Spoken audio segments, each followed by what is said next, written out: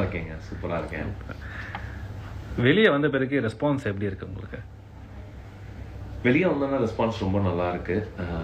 நிறைய பேர் நிறைய கருத்து சொல்றாங்க. அதில் பாசிட்டிவிட்டியும் இருக்கு, நெகட்டிவிட்டியும் இருக்கு. அது எல்லாத்தையுமே கலெக்டிவாக நம்ம காதில் வாங்கி அதுலேருந்து பெட்டர்மெண்ட் என்ன பண்ண முடியுன்ற மாதிரி பண்ணிட்டு இருக்கேன். Why you hate Muthukumaran? You thought he is your competitor அப்படின்னு கேட்டிருக்காங்க. ஹேட் எல்லாம் இல்லைங்க. முத்துக்குமரனா நான் ஹேட்டே பண்ணல. முத்துக்குமரனா நான் எப்பயுமே லவ் தான் பண்ணுறேன். இன்ஃபேக்ட் குமரன் தான் நான் அவரை கூப்பிடுவேன், குமரான் தான் கூப்பிடுவேன். என்றைக்குமே லவ் பண்ணுறேன். இது ஐசிங் ஆன் த கேக்லாம் கிடையாது. எனக்கு தெரியும் குமரனை நான் எவ்வளோ லவ் பண்ணுறேன், அவர் எவ்வளோ என் மேலே மரியாதை வச்சுருக்காருன்றது எனக்கு தெரியும். ஒரு தேவையில்லாத அசம்ஷன்ஸ் ஒன்று போய்கிட்டு இருக்கு, ஒரு ஃபால்ஸ் அக்யூசேஷன்னு சொல்லலாம். அதை நான் சுத்தமாக மறுக்கிறேன். அந்த மாதிரி ஒரு விஷயமே கிடையாது. ஸோ குமரனா நான் எந்த வகையும் ஹேட்டும் பண்ணல. குமரனை நான் காம்படிட்டராகவும் நினைக்கல. ஏன்னா அவர் என்னை விட சூப்பராக கேம் விளையாடுறாருன்னு நான் நினைக்கிறேன். ஸோ அவரை காம்படிட்டராக நான் நினைக்கவே இல்லை. எதுக்கு பிக் பாஸ் போனீங்க? என்ன பண்ணிட்டு வந்தீங்க பிக் பாஸ் வீட்டில்? எதுக்காக வெளியே வந்தோம்னு நீங்கள் நினைக்கிறீங்க? பிக் பாஸ் வீட்டுக்கு போனது எனக்கு கிடைச்ச ஒரு பெரிய பிளாட்ஃபார்ம்னு நினைக்கிறேன். பிக் பாஸ் ஒரு பெரிய வாய்ப்பு.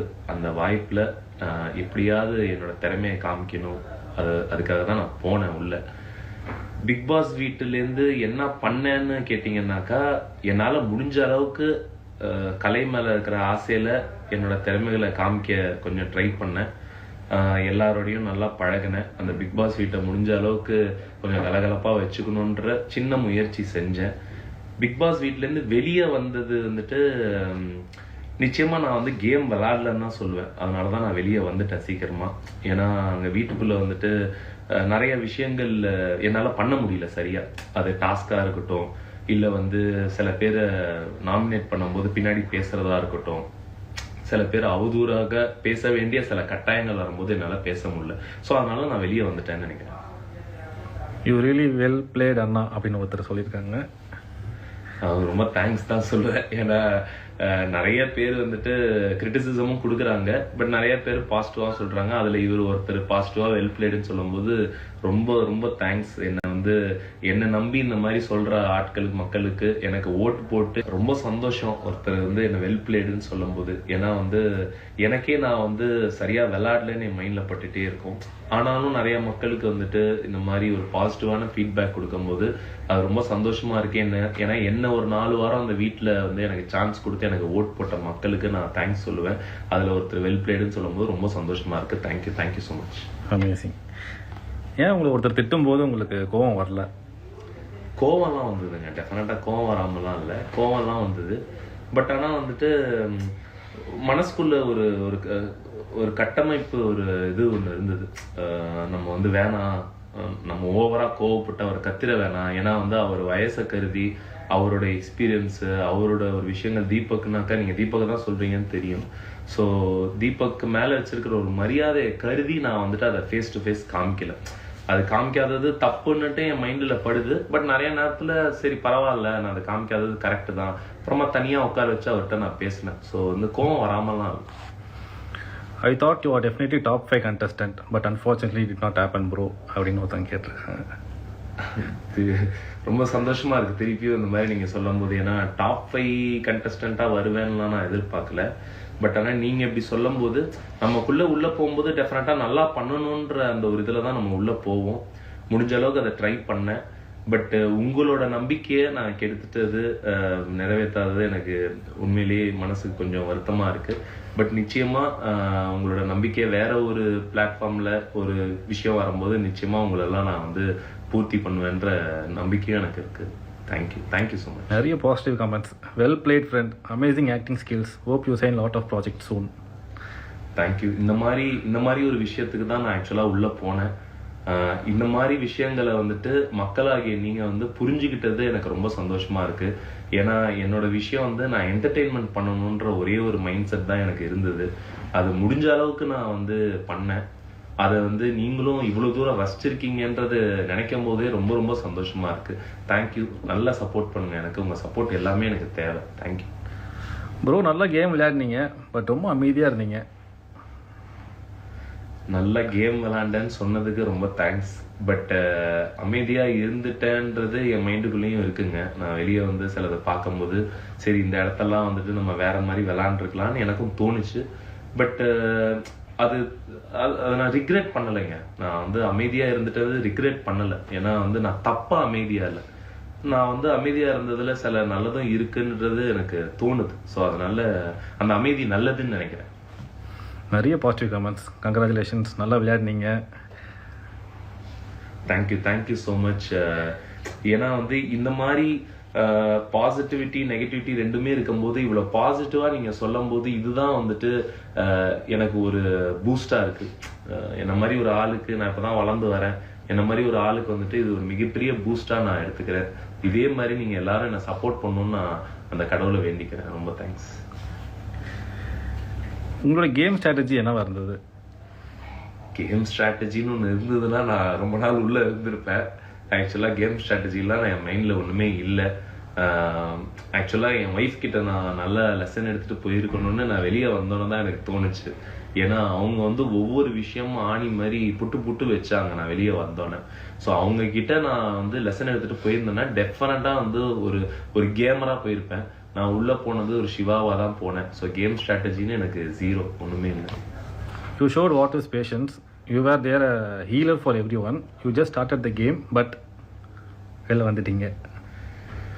அது ரொம்ப சந்தோஷங்க. நீங்கள் அது சொல்லும்போது பேஷன்ஸாக இருந்தது ஓகே, அது ஒரு சைடாக இருந்தாலும், ஆனால் ஹீலராக இருந்தேன் நீங்கள் சொல்லும்போது ரொம்ப சந்தோஷமாக இருக்குது. ஏன்னா உண்மையிலேயே நான் எல்லார்ட்டையும் போய் பேசினேங்க, எல்லார்ட்டையுமே பேசுவேன் உட்காந்து. என்னை பற்றி பேசுவேன், அவங்கள பற்றி நான் தெரிஞ்சுப்பேன், அவங்களோட கதைகளை நான் கேட்பேன், என் கதையை நான் முடிஞ்ச அளவுக்கு நான் சொல்லுவேன். ஏன்னா எனக்கு உள்ளே போனோடனே எல்லாரை பற்றியும் தெரிஞ்சுக்கணுன்ற ஒரு ஆசை இருந்தது. ஏன்னா ஹவுஸ்மேட்ஸாக என்னோட ஹவுஸ்மேட்ஸ் ஆகிட்டாங்க. ஸோ எனக்கு எல்லாரையும் தெரிஞ்சுக்கணும்னு ஆசையாக இருந்தது. அதுவே அவங்க ஹீலர்னு அவங்க சொல்லி எனக்கு ஒரு டாக்டர் பட்டம் கொடுத்து டாக்டர் சிவான்னு சொல்லும் போது ரொம்ப சந்தோஷமா இருந்தது. Thank you so much for all your positive feedbacks. யார் டைட்டில் வின் பண்ணுவாங்க நீங்கள் நினைக்கிறீங்க? எனக்கு அன்டவுட்டட்லி அந்த ஸ்டேஜில் சேது சார் வந்து 2 பேர் கையை பிடிச்சி நிற்பாருன்னு இப்போ படுதுங்க. அது வந்து ஒன்று முத்துக்குமரன், அவரை நான் வந்து குமரான்னு தான் கூப்பிடுவேன். இன்னொன்று வந்து ஜெஃப்ரி. இவங்க 2 பேருமே வந்துட்டு கான்ட்ராஸ்டான ஒரு பீப்புள். பட் ஆனால் இவங்க 2 பேரும் நிற்கிறதுக்கு எல்லா தகுதியும் இருக்குன்னு நான் நினைக்கிறேன். அவங்களுக்கு எல்லாருக்குமே இருக்கு, அங்கே இருக்கிறவங்க எல்லாருக்குமே இருக்கு. ஆனால் இவங்க 2 பேரும் என் கண்ணுக்கு தெரியுறாங்க, முத்துக்குமரனும் ஜெஃப்ரியும் நிற்பாங்கன்னு நினைக்கிறேன். அமேசிங். தலைவா, நீங்கள் கேம் விளையாடும் நினைச்சாலும் ஹவுஸ்மேட்ஸ் உங்களை டாமினேஷன் பண்ண மாதிரி இருந்தது, உண்மையா? கேம் இல்லைங்க, டாமினேஷன்லாம் யாரும் அங்கே பண்ண முடியாதுங்க. ஏன்னா வந்து எல்லாருமே வந்து இந்த ஒரு கேம் விளையாட தான் வந்திருக்காங்க. அவங்க மைண்டுக்குள்ள ஒரு விஷயம் ஒன்று ஓடும், இப்படி கேம் விளையாடலாம், அப்படி கேம் விளையாடலான்னு. ஸோ இங்கே வந்து ஆட்டோமேட்டிக்காக நம்ம கொஞ்சம் இறங்கி அடக்கி போனோம்னா நம்ம டாமினேட் ஆகிற மாதிரி வெளியே பிரதிபலிக்கிறோம்னு நினைக்கிறேன். எனக்கு தெரியல, நான் வெளியே வந்தோன்னா பார்த்தேன். பட் அங்கே நீங்கள் விளாண்டுட்டு இருக்கும் போது யாரும் உங்களை டாமினேட் பண்ணி விளாடணும்லாம் யாரும் பண்ண மாட்டாங்க, இல்லை உங்களை யாரும் கார்னர்லாம் பண்ண மாட்டாங்க. நீங்க கொஞ்சம் ஸ்லோ ஆயிட்டீங்க அந்த டாஸ்க்ல அப்படின்னா அவங்க அடிச்சு பிடிச்சு போயிடுவாங்க. அது ஒரு ரேஸ் ஸ்போர்ட் மாதிரி தான் அது. ஸோ அதனால யாருமே டாமினேட்லாம் பண்ணவே மாட்டாங்க. பிபி ஹவுஸ்ல யார் ஃபேக்கா விளையாடிட்டு இருக்காங்க? அந்த விஷயம் தெரிஞ்சிருந்ததுன்னா நான் உண்மையிலேயே 100 நாள் உள்ள இருந்திருப்பாங்க. எனக்கு தெரிஞ்ச வரைக்கும் ஃபேக்காலாம் யாருமே கிடையாதுங்க.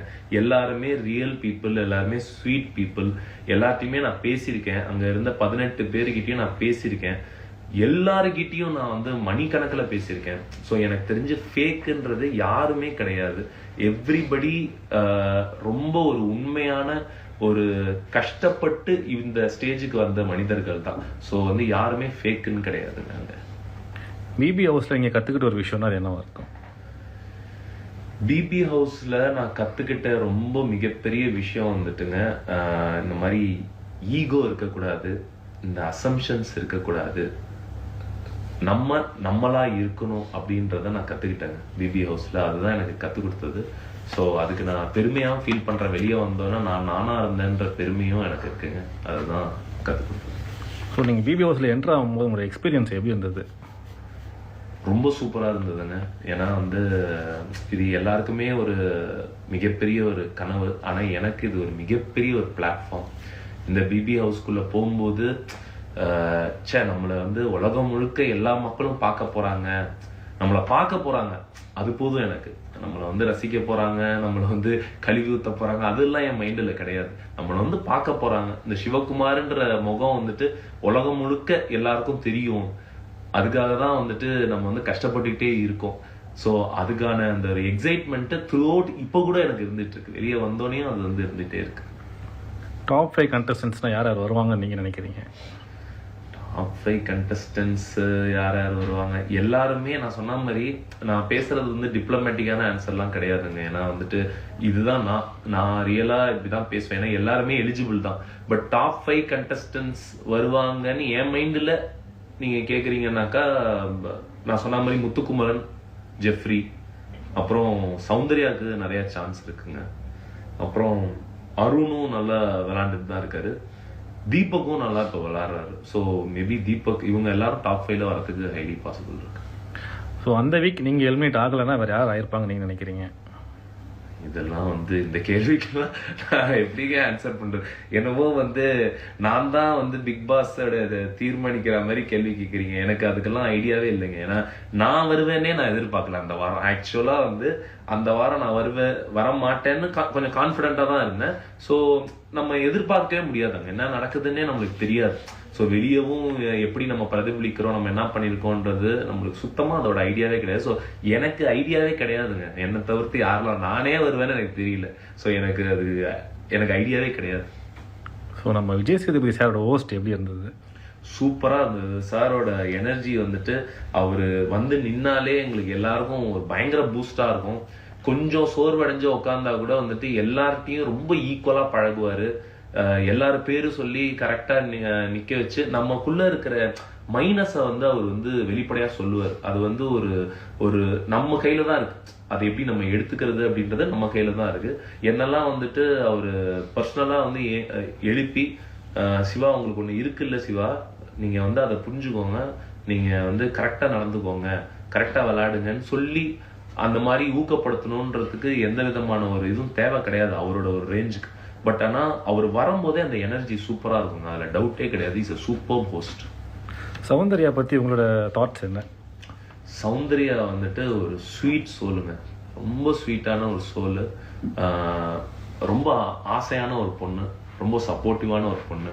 நான் நிறைய சௌந்தர்யாவோட வந்து பழகியிருக்கேன் அந்த வீட்டில். சிவாபுரோன்னு ரொம்ப ஆசையாக ரியலாக வந்து பேசுவாங்க. அது ரொம்ப சந்தோஷமாக இருக்கும். அவங்க நல்ல பிளேயராக நான் சொன்ன மாதிரி ஃபைனலிஸ்ட் வரைக்கும் அவங்க வரணுன்ற ஆசை வந்து என் மனசுக்குள்ளே இருக்குது. ஸோ ஆல் தி பெஸ்ட் சௌந்தர்யாக்கு. ஸோ மக்களுக்கு என்ன சொல்ல விரும்புகிறீங்க?